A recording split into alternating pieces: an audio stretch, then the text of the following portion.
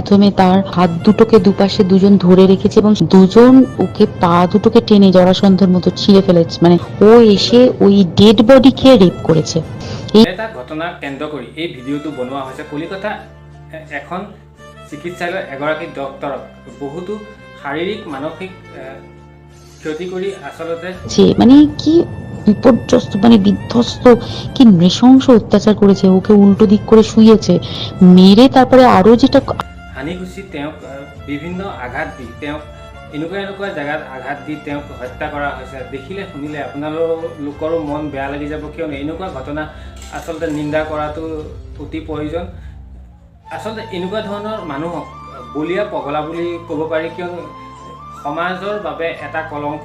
কিয়নো তেওঁলোক মুকলি আকাশৰ তললৈ আহিলে আকৌ এনেকুৱা ধৰণৰ ঘটনা কৰিবলৈ এবাৰো নাভাবে।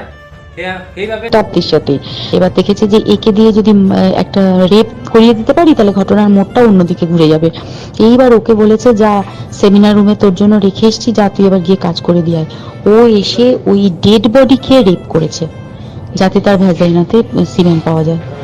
তেওঁলোক জীয়াই থকাটো কোনো প্ৰয়োজন নাই। তেওঁলোকৰ বৰ্তমান সকলোখিনি এজন দুজন নহয়, কেইবাজনো আছে তেওঁলোকৰ গ্ৰুপটোত। কিয়নো সকলোকে যিসমূহ ব্যক্তি মহিলা জড়িত হৈ আছে এই ঘটনাটোৰ লগত সকলোকে ফাঁচীৰ দাবীত এই ভিডিঅ'টো বনোৱা হৈছে। কিয়নো এনেকুৱা ধৰণৰ ব্যক্তি বা মহিলা তেওঁলোক জীয়াই থকাটো সমাজৰ বাবে এটা বহুতো দুখজনক ঘটনা হ'ব। সেইবাবে তেওঁ জীয়াই থাকিলে সমগ্ৰ ভাৰতবাসী সমগ্ৰ বিশ্ব সুখী হ'ব ইয়াৰ পৰা। কিয়নো তেওঁ ফাঁচি দিলে। আচলতে এনেকুৱা ধৰণৰ এজনী দুজনী নহয়, বহুতো এনেকুৱা ধৰণৰ ঘটনা হৈ আছে।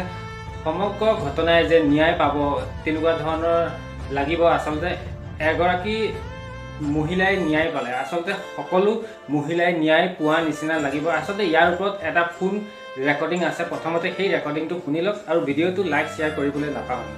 এটাতে এই ঘটনাটা ঘটেছে সেদিন কতখানি প্ল্যান্ড এবং গট আপ গেম দেখ।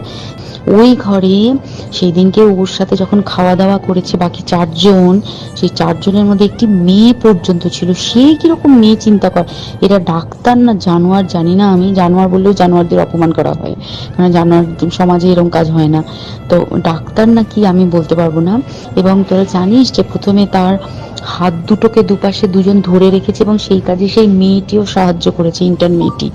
দুজন ওকে পা দুটোকে টেনে জরাসন্ধের মতো ছিঁড়ে ফেলেছে, মানে ছেঁড়ার মতো করে টেনেছে, যাতে পেলভিক বোন ভেঙেছে, গলার বোন ভেঙেছে। মানে কি বিপর্যস্ত, মানে বিধ্বস্ত, কি নৃশংস অত্যাচার করেছে। ওকে উল্টো দিক করে শুয়েছে, পিঠের ওপর দিয়ে বুট পরে হেঁটে গেছে, মাথাটাকে এমন থেতলেছে যে মানে স্কাল ফাল রাপচার হয়েছে।